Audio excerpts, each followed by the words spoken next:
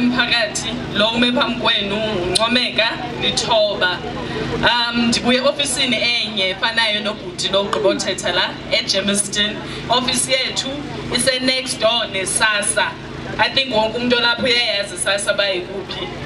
Mna ndisebenza nge-gender based violence and trafficking in person. So i-gender based violence ingendidi ezohlukile eqhelekileyo kakhulu. Le bantu bathetha ngayo ye-physical abuse.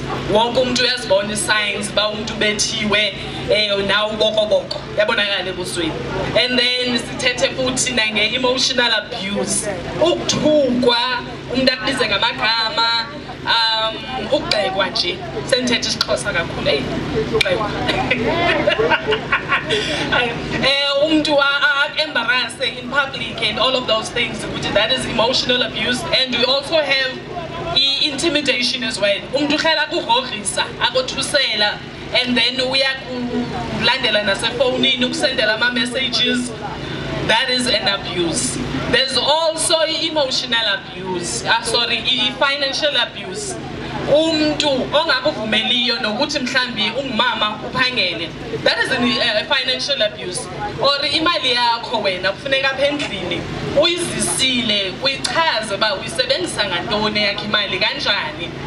Or imali ixuthwe, or umntwana angasupportwa financially. Uyabona le queue inde apha, le line ime apha eSASSA, aba bazofuna igrant. Otata bakhona, kodwa the unfortunate part bonke otata bafe bathwele iminqwazi ukuthi otata bekho bazofolela igrant for emotional abuse. So there are people that bakhona otata but they don't want to support, basupportwa yini ngegrant. And then when we masithetha nge-trafficking in person, ukuthengiswa kwabantu, mhlawumbe umuntu ususwa from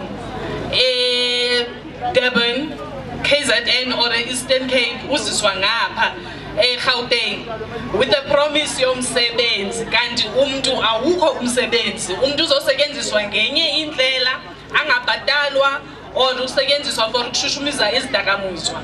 So zizinto thina esizisa i-awareness ngayo ekuhlaleni. As much as by office yethu ise-Germiston, but i-service zethu siyazizisa apha kwi-community. As i-social workers ezenza i-GBV, siservisa iThokoza, Foslorus, Katlehong. So umuntu ofuna uncedo, i-office yethu ekufutshane apha ikhona eThokoza. You can go to the Thokoza office, utsho ukuthi uzorepota i-case ze-GBV, bazosifonela thina sizoza. Okanye inamba ongarepota kuyo, it's 0800 428 428. Imahala leyo number, 0800 428 428. Ufonele yona, it's a GBV command center number. Leyo number uyifonela anytime. Awukhuphi imali and then uncedo uzalufumana. Uncedo lukhona ngaphandle. And sithi abafazi, abomama, abantwana, they shouldn't ukuthi umuntu bafele ukuthi umuntu anginayo indawo yohlala ukuthi ahlale ekhayeni ekune-GBV. Ama-shelters akhona.